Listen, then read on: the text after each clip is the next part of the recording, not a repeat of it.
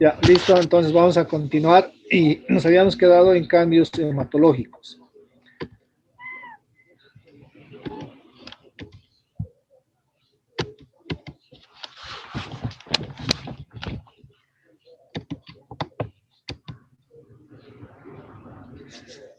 Ya, vamos a empezar describiendo las modificaciones que se presentan en el volumen sanguíneo. En la mujer no embarazada va a existir un volumen sanguíneo equiparado al volumen de la masa globular existente en la circulación de la mujer. Pero a medida que va afirmándose y desarrollándose el embarazo, vamos a alcanzar que este volumen sanguíneo, específicamente el volumen de la sangre, se va a incrementar en un 35 a un 45%. El volumen plasmático se va a incrementar desde aproximadamente 2.600 cc, que representan más o menos el 45% del volumen total sanguíneo, en 1.250 cc en el embarazo. Aproximadamente va a equiparar el 50%. A medida que la mujer va a ir con otras nuevas gestaciones, vale decir su segunda, su tercera gestación, este incremento se va a aumentar, llegando así en los embarazos subsecuentes a incrementarse en 1.500 cc aproximadamente. ¿Qué pasa con la masa de los glóbulos rojos? Esta, de aproximadamente 1.400 ml en la mujer no embarazada, se va a incrementar aproximadamente hasta obtener 4.500 cc. Esto debido a la producción aumentada de la eritropoyetina. Y esta actividad aumentada de la eritropoyetina se va a ver estimulada por la hormona coriónica humana que se produce en el trofoblasto y la hormona prolactina, ¿no? Estimulan la que haya más producción de glóbulos rojos para de esta manera satisfacer de forma adecuada el transporte de oxígeno necesario para el crecimiento, el mantenimiento y el desarrollo del embarazo. Entonces vemos que existe mayor aumento del volumen de sangre en comparación al volumen de los glóbulos rojos. Esto se ha venido a llamar anemia fisiológica de la embarazada, puesto que no va a existir una disminución tal cual se pueda presentar de los glóbulos rojos, ya que va a existir una hemodilución por aumento del líquido sanguíneo, pero no va a haber una disminución de los glóbulos rojos. Más bien, como estamos indicando, va a haber mayor producción de glóbulos rojos. Este aumento de la masa de glóbulos rojos se va a equilibrar entonces al aumento del volumen del plasma. En pacientes no embarazadas, un valor de la hemoglobina de 10 a 12 miligramos ya consideramos como un estado anémico, pero en la embarazada no vamos a considerar este valor como un estado anémico, sino como el límite inferior para que consideremos estado de anemia, por lo que les explicaba. Hay mayor aumento del volumen plasmático que condiciona una anemia fisiológica. ¿Por qué se produce este aumento del volumen sanguíneo? Hay mayores demandas que se van a producir por el crecimiento del útero, el crecimiento de las glándulas mamarias, el crecimiento y el desarrollo del feto, así como también la necesidad de la producción de líquido amniótico. A su vez, este aumento del volumen sanguíneo va a proteger a la mujer del síndrome de hipotensión de cúbito. Esto quiere decir que cuando la mujer está en decúbito supino y se va a incorporar en forma repentina, va a disminuir de manera brusca el flujo sanguíneo hacia el cerebro y va a sentir una sensación de desmayo, de lipotimia. Pero esto no va a suceder porque va a existir mayor cantidad de volumen plasmático en la mujer embarazada. Además, esta retención, como hablábamos ayer, de líquidos y el aumento del volumen sanguíneo van a prevenir de cualquier shock hipovolémico que pueda presentarse, ya sea después del parto o durante la cesárea. esta retención de líquido que hablábamos en la anterior clase va a pasar del espacio intersticial al espacio intravascular para evitar una descompensación de la paciente y pueda tolerar de mejor manera la pérdida sanguínea, puesto que durante el parto se pierde entre 500 a 800 cc de sangre y durante la cesárea se pierde ya sea una cesárea programada 1000 cc o una cesárea de urgencia 1800 cc. Entonces este líquido va a ir a compensar la pérdida sanguínea en el momento de la finalización de la gestación. A su vez, esto también es beneficioso, puesto que el aumento de el volumen plasmático va a hacer que se pierda la viscosidad de la sangre y de esta manera exista una mejor circulación útero-placentaria. Además, el otro punto importante es que va a disminuir la vasoconstricción, aumentando la vasodilatación periférica y de esta forma hay menos resistencia del pasaje del flujo sanguíneo a través de las paredes arteriales. ¿Qué pasa con los eritrocitos? Entonces, no existe una disminución real, ¿no? Simplemente aumenta más el volumen plasmático en relación al número de eritrocitos. Por eso que la concentración de hemoglobina corpuscular media no sufre ningún cambio. Entonces, cuando nosotros realizamos la analítica, el examen del valor de hemoglobina y hematocrito, no debemos basarnos en lo que encontramos en cuanto a los valores de la hemoglobina y el hematocrito, sino debemos solicitar un valor de la hemoglobina corpuscular media que nos permita conocer el valor real de la concentración de hemoglobina, para así hacer el diagnóstico de anemia durante el embarazo. También no va a sufrir ninguna modificación o alguna modificación leve el volumen corpuscular medio. Esto va a estar en relación a la presencia del hierro, pero nosotros sabemos que en nuestro medio hay anemia endémica en casi todas las pacientes. Es por eso que a partir de las 20 semanas todas las mujeres gestantes reciben sulfato ferroso para compensar esta anemia crónica que ya vienen arrastrando desde la infancia. Los eritrocitos van a aumentar el número en relación a la mujer no gestante, pero va a aumentar su fragilidad. Entonces, en el momento del intercambio gaseoso, puede existir una mayor destrucción de los glóbulos rojos. Va a existir un aumento leve de los reticulocitos. ¿Y qué sucede con la velocidad de eritrosedimentación? Dependiendo, si utilizamos sangre citratada, va a tener un valor de 12 a 50 milímetros por hora, pero si no utilizamos sangre citratada con sodio, va a tener un valor de 80 miligramos hora. El fibrinógeno, importante para la coagulación durante el parto o la realización de la cesárea.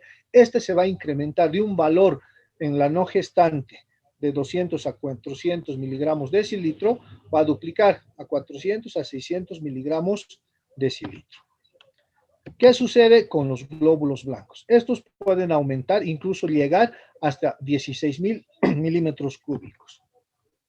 Esto es importante porque muchas pacientes vienen con procesos infecciosos y para hacer el diagnóstico nosotros no solo debemos basarnos en el aumento de los glóbulos rojos, sino también debemos basarnos en la clínica que pueda presentar las pacientes, asociada a la fiebre o cualquier otra signo sintomatología, dependiendo del proceso infeccioso.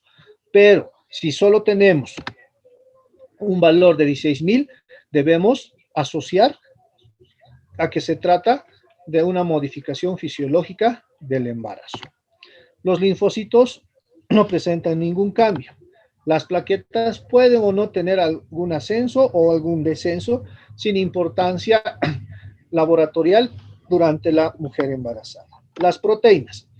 Va a invertirse la relación albúmina-globulina, puesto que va a disminuir la producción de la albúmina. Y esto va a provocar una disminución de la presión oncótica, condicionando así el pasaje de líquido del espacio extracelular al espacio intersticial. Entonces, las plaquetas ya hemos mencionado, el fibrinógeno se duplica. El embarazo de entrada ya es un estado de hipercoagulabilidad. Necesitamos factores de la coagulación que estén en los niveles correspondientes, así como también el fibrinógeno y el número de plaquetas adecuado, puesto que el flujo sanguíneo durante el momento del parto va a superar incluso al volumen cardíaco minuto.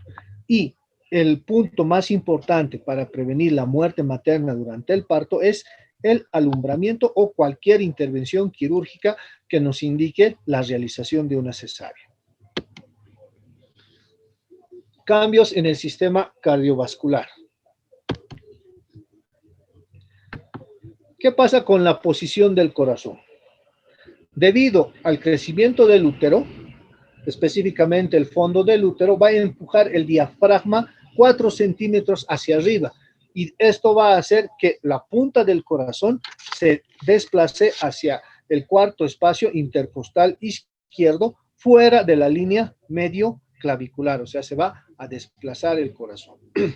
El pulso puede o no incrementarse según en qué etapa del embarazo nos encontremos. Puede incrementarse entre 8 a 16 latidos por minuto, comprendiendo entre las 8 semanas o el embarazo de término.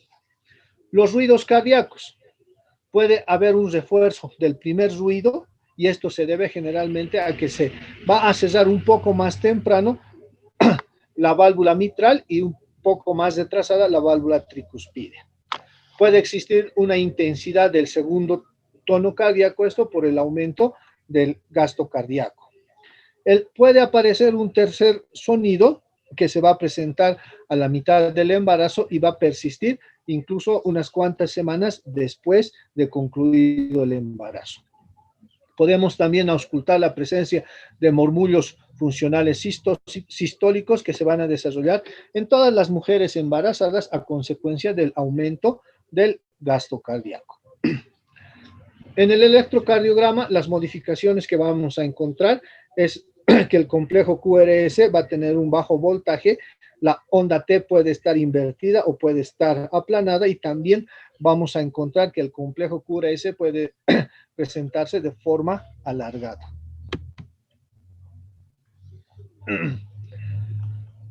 ¿Qué pasa con el gasto cardíaco? El gasto cardíaco se va a incrementar aproximadamente a partir de las 20 semanas. Esto debido al aumento de la demanda de las necesidades nutricionales del feto. Y va a existir una redistribución del flujo sanguíneo según los distintos órganos. Por ejemplo, en la mujer embarazada, el órgano que va a recibir el mayor flujo sanguíneo es el útero, aproximadamente entre 400 a 500 cc. Luego están los riñones, la piel, el tracto gastrointestinal, toda la región del tórax en 300 cc. Como podemos apreciar, ahora el útero es el que recibe el mayor aporte sanguíneo, el mayor flujo sanguíneo por minuto. En el momento del parto, el útero recibe aproximadamente 600 cc de sangre por minuto, superando al flujo sanguíneo cardíaco. Este aumento del flujo sanguíneo durante el parto es el que va a determinar que el parto transcurra sin ninguna intercorrencia, garantizando de esta forma un aporte de oxígeno adecuado al feto en las 12 a 16 horas que dura el trabajo de parto. Después del parto, todavía el útero continúa siendo el órgano con mayor flujo sanguíneo, pero posteriormente, a las 4 semanas, va a ir llegando al flujo sanguíneo antes del embarazo. Cambios en la presión arterial. El incremento del gasto cardíaco, entonces, depende de la demanda del desarrollo del crecimiento fetal y puede corroborarse desde el segundo trimestre, manteniéndose durante todo el tercer trimestre. ¿Por qué se incrementa el gasto cardíaco? Porque existe una disminución de la resistencia vascular periférica. Esto debido a la vasodilatación, sumado al metabolismo que se va a producir por las necesidades que exige el crecimiento y el desarrollo fetoplacentario, además que van a existir shunts arteriovenosos placentarios que se van a formar a consecuencia del desarrollo de nuevos vasos en el lecho placentario. Existe un mayor flujo sanguíneo cuando La paciente está en bipedestación cuando está parada, pero esta disminuye cuando la paciente está recostado. Por eso tenemos el síndrome de hipotensión supina. Esto quiere decir que cuando la paciente se para, de golpe se va a incorporar y va a disminuir inmediatamente en forma brusca el flujo sanguíneo hacia el cerebro, lo que va a condicionar una lipotimia o sensación de pérdida del conocimiento. Esto se produce a consecuencia de la compresión de la aorta abdominal por el útero gestante y el producto entre la región lumbosacra que se encuentra realizando la trayectoria de esta arteria. También va a existir una disminución a la sensibilidad de las sustancias vasoconstrictoras, como la endotelina 1, la endotelina 2 o la endotelina 3. ¿Qué hacen estas endotelinas? Producen vasoconstricción, pero durante el embarazo no van a ser sensibles los vasos uterinos y placentarios a la angiotensina 2, garantizando así una vasodilatación que va a permitir un aporte de oxígeno constante al feto. Entonces, tenemos el síndrome de vena cava inferior, lo que mencionamos, la paciente se encuentra recostada y nosotros vemos que el útero grávido, el producto, comprime la aorta abdominal contra la columna lumbosacra. De esta forma disminuye el flujo sanguíneo que puede llegar hacia el corazón, provocando una disminución del flujo sanguíneo cerebral que va a condicionar una lipotimia. También vamos a ver que este efecto recibe el nombre de efecto Poseiro o de cúbito supino. También va a comprimir las venas pelvianas y de esta forma va a existir mayor congestión en las venas de los miembros inferiores porque va a disminuir el retorno venoso y esto va a condicionar a la mayor presencia de edema. Si nosotros somos acuciosos y examinamos a la mujer embarazada, siempre tiene edema malleolar, que es lo normal. Después ya cuando va ascendiendo a nivel de la rodilla, el muslo, ya debemos pensar en la toxemia gravídica. También esta compresión de las grandes venas pelvianas puede condicionar la presencia de varices, ¿no? En la región del periné, la presencia de hemorroides, así como también vulva varicosa. Entonces, la compresión de cúbito supina va a comprimir la vena cava, disminuye el retorno venoso, por ende va a disminuir la fracción de eyección y va a disminuir el gasto cardíaco. La compresión de la arteria aorta disminuye el retorno venoso, disminuyendo así la fracción de eyección y disminuyendo en consecuencia el gasto cardíaco. ¿Cuál es el tratamiento que debemos realizar? Entonces, a toda embarazada, nosotros debemos colocarla en decúbito lateral izquierdo para evitar que se comprima la aorta y la vena cava inferior. De esta forma, vamos a evitar esta compresión y vamos a evitar que disminuya el gasto cardíaco.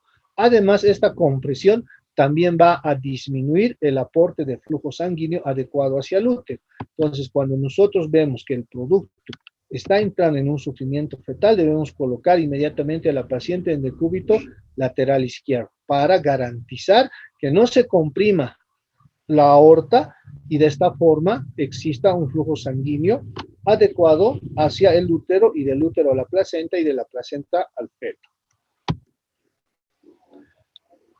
Bueno, en este cuadro podemos ver el volumen sanguíneo y los cambios cardiovasculares que se presentan en el embarazo precoz, tardío e incluso después del parto. En esta otra imagen vemos las modificaciones del sistema circulatorio, ¿no? Vemos los porcentajes y los valores. Por ejemplo, el gasto cardíaco va a aumentar en más del 50%, el volumen sistólico en un más de un 25% y así sucesivamente. Continuamos con los cambios hemodinámicos. Existe una vasodilatación periférica y esto, ¿qué provoca? Un aumento del flujo sanguíneo en la piel, particularmente en las palmas y en las plantas, haciendo que la paciente refiera sensación de calor en las palmas y en las plantas de los pies. Entonces, todas las embarazadas les van a decir, tengo mucha calor en las palmas o en las plantas de mis pies. No es nada patológico, solamente es una modificación que sufre la mujer por el estado gestacional y esto se produce por el aumento del flujo sanguíneo. También incrementa la congestión de, venosa, sobre todo en la mucosa nasal y también en la mucosa oral. En la mucosa nasal puede haber obstrucción nasal o incluso presencia de epistaxis, ¿no? De sangrado por el aumento de la vasodilatación. Pero si tengo una paciente con epistaxis, no debo dejarla pasar y decir es una modificación. Toda epistaxis en la mujer embarazada debe ser corroborada con una toma de presión arterial, garantizando que no se trate de una hipertensión arterial inducida por el embarazo. Entonces, si tengo epistaxis, ¿qué debo realizar? Control de presión arterial y descartar la elevación de la misma.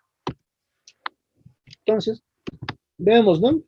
Que existe vasodilatación y por eso las palmas de las manos y las plantas del pie se tornan calientes. Vemos que la compresión de la vena cava inferior disminuye el retorno venoso de los miembros inferiores, condicionando la presencia de edema malleolar, que es normal, ¿no? Que exista este edema por lo que ya acabamos de explicar. ¿Qué pasa con la presión venosa? Esta va a aumentar, como hemos mencionado, en los miembros inferiores. La presión de la espalda de la vena cava inferior y los vasos pélvicos entonces disminuyen el retorno venoso, lo que va a condicionar que se incremente los edemas a nivel malleolar. Además, si la paciente ya tenía predisposición a la formación de hemorroides, vamos a ver que se van a ahora manifestar los hemorroides y a nivel de la región vulvoperineal también vamos a encontrar venas varicosas. Cambios en el sistema respiratorio. Al igual que lo que sucede en el aparato o en el corazón, a consecuencia del crecimiento del fondo uterino que empuja el diafragma 4 centímetros hacia arriba, la posición del tórax también se va a modificar, haciendo que aumente su longitud transversal, o sea, se va a volver el tórax más ancho por el diafragma que está siendo empujado hacia arriba por el útero gestante. Y la respiración se va a volver más torácica en la mujer embarazada. Puede o no incrementarse la respiración por minuto, de 14 a 15 respiraciones por minuto, aunque esto se va a modificar durante el trabajo de parto, ¿no? Llegando incluso a 20 a 22 respiraciones por minuto. Esto propio por la exigencia que necesita la oxigenación durante el trabajo de parto.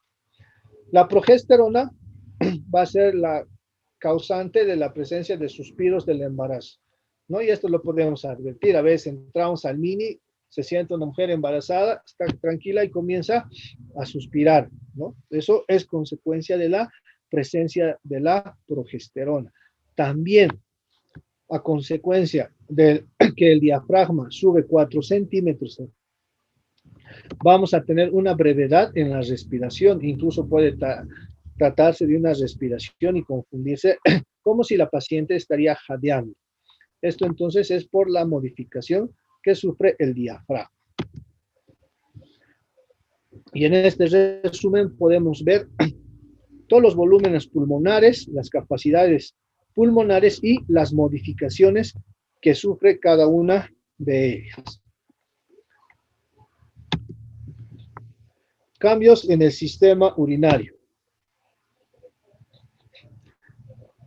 El flujo sanguíneo renal y la tasa de filtración glomerular se van a incrementar en un 50%. ¿Y esto qué hace? Que disminuya la creatinina sérica debido al aumento del clearance de creatinina. Por eso va a incrementarse también la eliminación de ácido úrico, va a disminuir la urea sanguínea y también vamos a tener un aumento en la excreción de glucosa.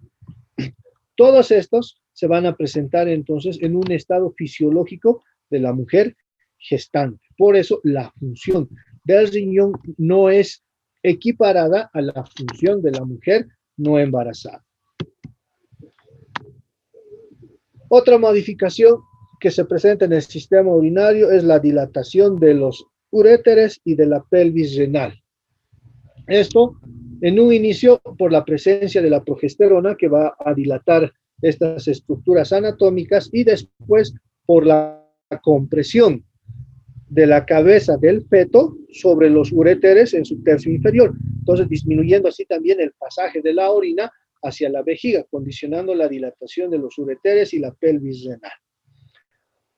Durante el embarazo y más propiamente en el momento del parto, puede desarrollarse lo que se conoce como incontinencia urinaria de esfuerzo. ¿Qué quiere decir esto?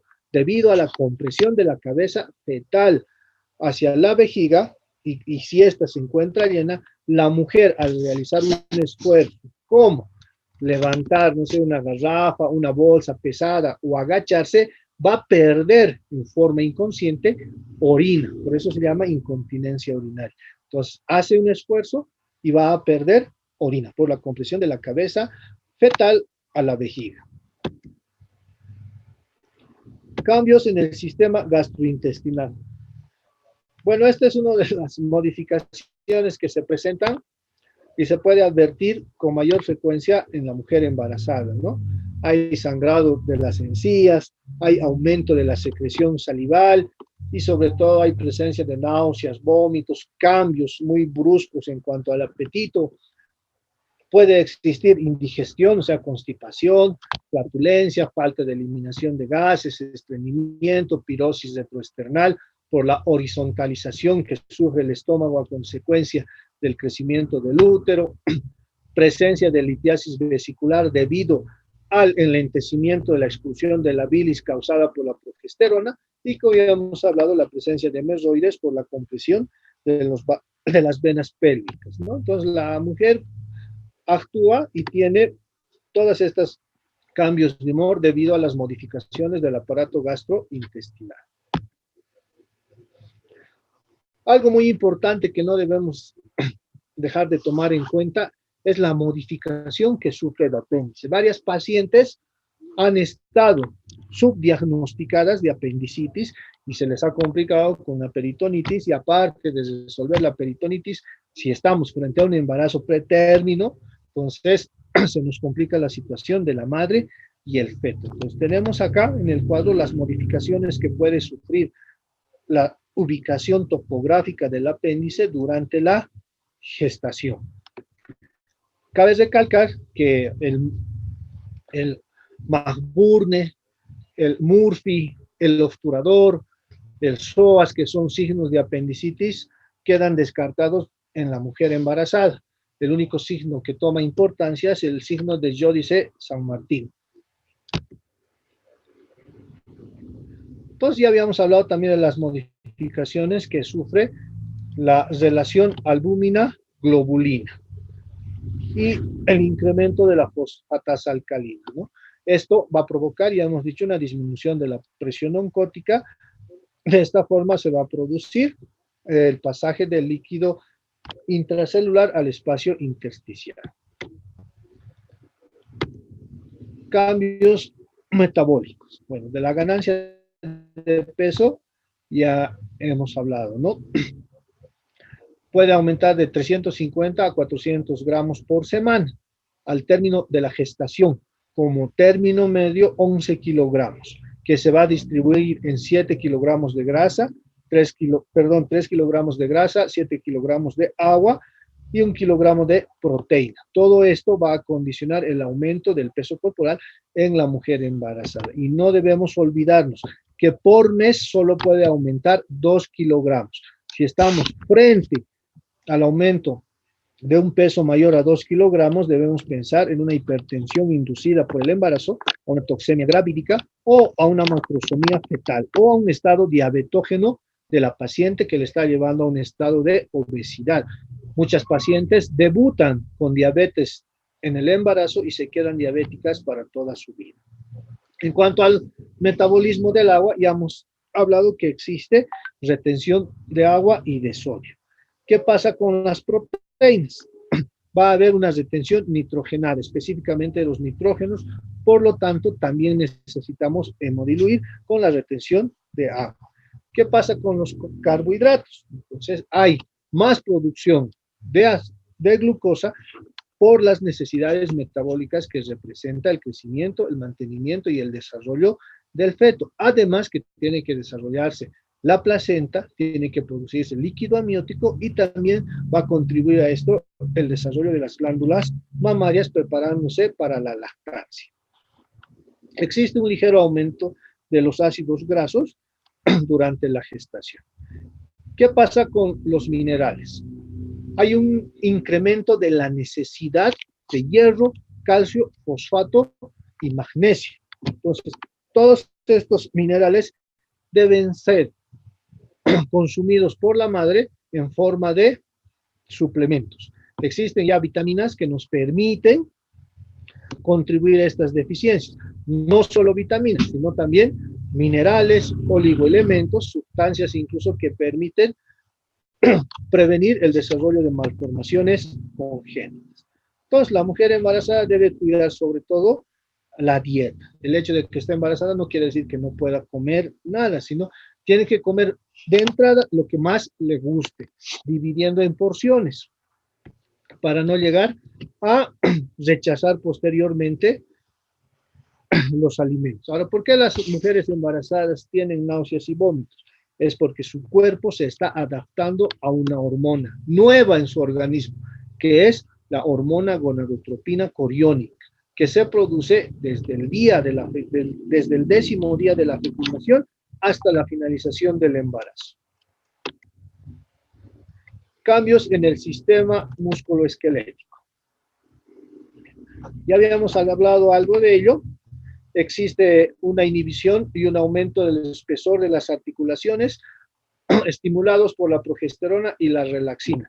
Esto que permite que la articulación lumbosacra, coxofemoral, se abran, al igual que las sínfisis del pubis, y amplíen el canal del parto en el momento del nacimiento. Y existe también una lordosis de compensación para modificar la proyección de la cabeza y el tórax hacia adelante a consecuencia del crecimiento del abdomen. Todo esto produce en la mujer embarazada dolor de espalda y calambres. Entonces, los que han estado cerca de una mujer embarazada, siempre ella se ha quejado de dolor de espalda y calambres.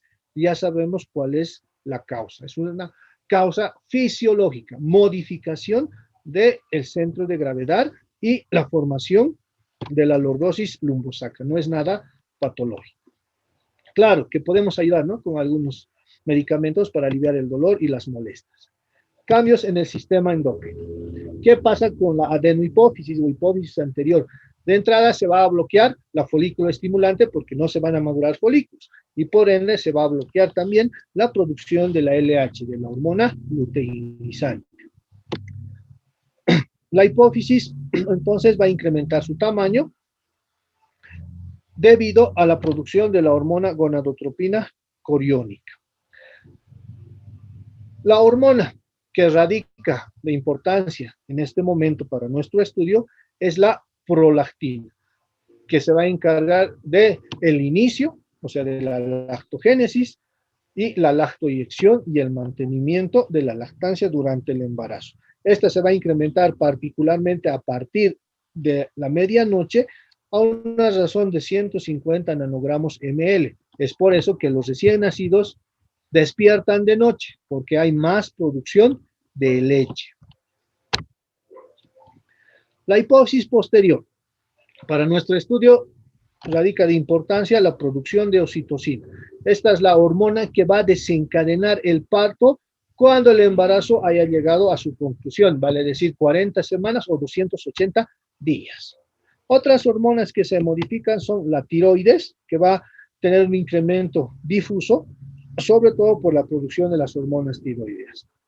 La paratiroides también se va a hipertrofiar y va a crecer por la necesidad de la demanda de calcio, por la necesidad de captar de los nutrientes más calcio que vayan a contribuir al desarrollo del producto y también sostener las demandas necesarias que la madre necesita durante el embarazo. La glándula suprarrenal también va a sufrir una ligera hipertrofia porque va a aumentar su producción. de aldosterona, así como también de adenocorticotropina. Y esto se va a ver de forma más notoria al concluir la gestación, que van a ayudar también al desarrollo y al inicio del trabajo de parto.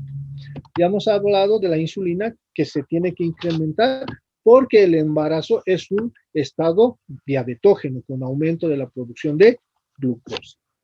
Los ovarios, bueno, su función queda bloqueada, solamente van a funcionar entre las 8 a 12 semanas produciendo progesterona por el cuerpo lúteo. Luego esta función va a ser reemplazada por la placenta. Cambios en la piel. Ya hemos hablado de que en el primer trimestre va a existir un ligero incremento de la temperatura basal de 0,3 a 0,6 grados centígrados de la temperatura basal. Esto como consecuencia de la progesterona, pero más específicamente de sus metabolitos, que es la etioconalona y el pregnandiol urinario. Y este ligero aumento de la temperatura basal de la mujer nos ayuda como prueba diagnóstica en el signo de presunción. También van a aparecer telangiectasias y eritema palmar debido al incremento de los estrógenos. Existe vasodilatación cutánea, el incremento de la sensación de color. Ya hemos hablado también de la pigmentación y podemos aprovechar las imágenes, ¿no? Vemos acá la línea negra o la línea parda del embarazo, ¿no? Supraumbilical e infraumbilical. Y podemos ver también que alrededor se ha aumentado también la pigmentación a consecuencia del aumento de la producción de la hormona melanocito estimulante. Tenemos las estrías o también llamadas vergeturis. Estas estrías o vergeturis se producen a consecuencia de la distensión de la piel por ruptura del tejido fibroso. Y podemos tener de dos tipos, las nuevas y las antiguas. Las que se presentan en la nueva gestación son de color rosado y las de gestaciones anteriores son de color blanco nacarado. Entonces yo viendo las estrías puedo ya afirmar si la paciente ha tenido o no gestaciones anteriores o es su primera gestación.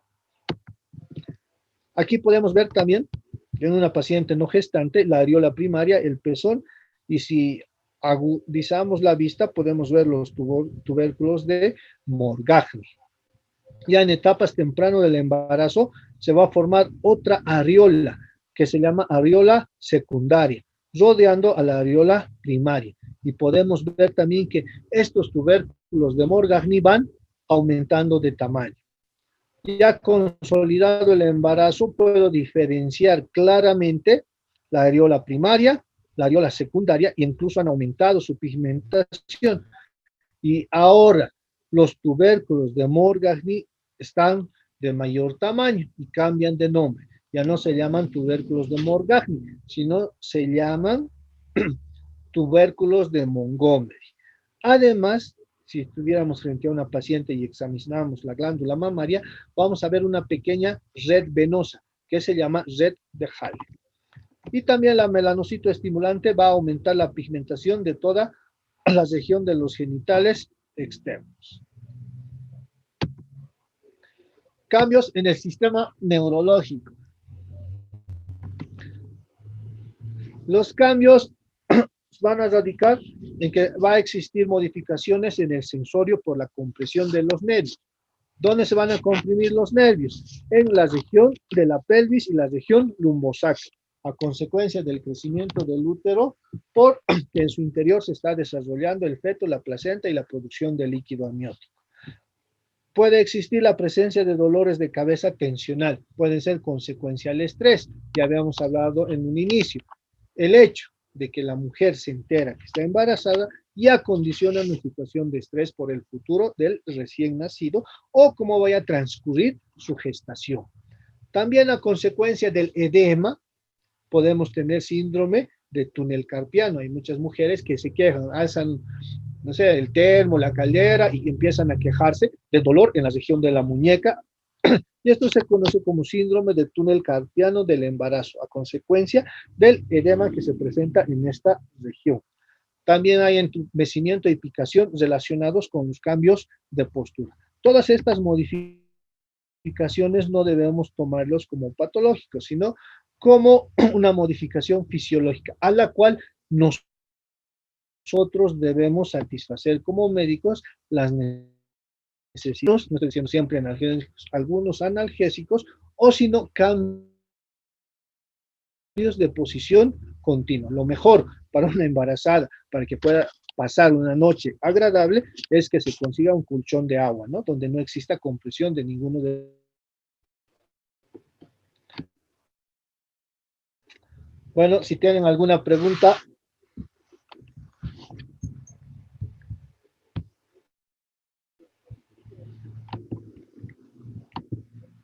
Voy a llamar lista, chicos. Atentos, por favor. Presente. Alemán. Presente. Álvarez.